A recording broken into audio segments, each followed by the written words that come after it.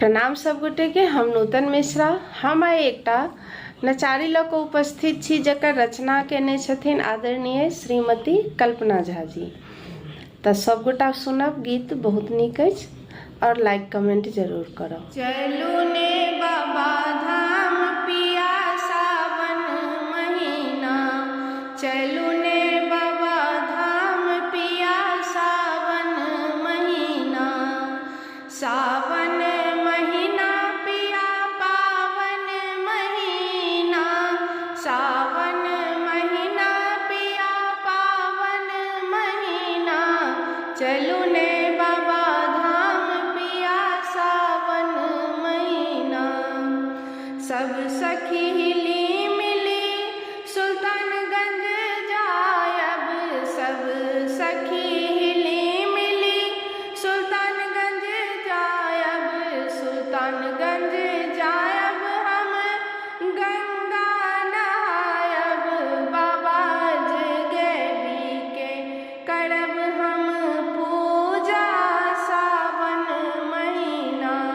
चलू ने बाबा धाम पिया सावन महीना।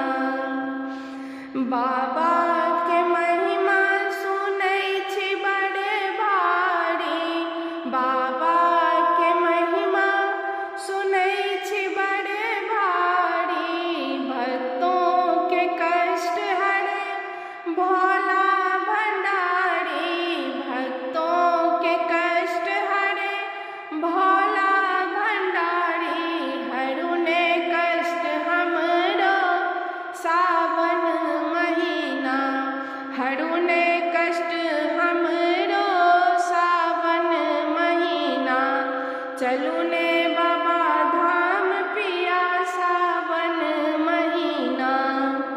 सावन महीना पिया पावन महीना, चलू ने बाबा धाम पिया सावन महीना। पत्थर पहाड़ बाबा चढ़लो ने जाइए, पत्थर पहाड़ बाबा चढ़लो ने जाइए। डेगे डेगे बाबा हमरा ठेस लगइए, डेगे डेगे बाबा हमरा ठेस लगइए।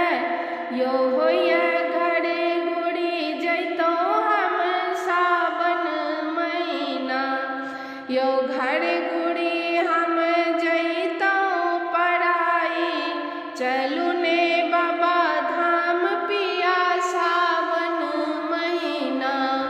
सावन महीना बड़ा पावन महीना, चलू ने बाबा धाम पिया सावन महीना। हिम्मत ने हारू बम शिव के पुकारो, हिम्मत ने हारू बम शिव के पुकारो।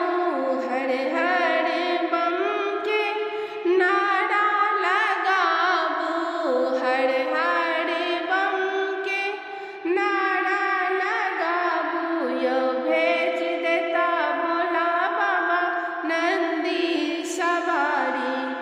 चलू ने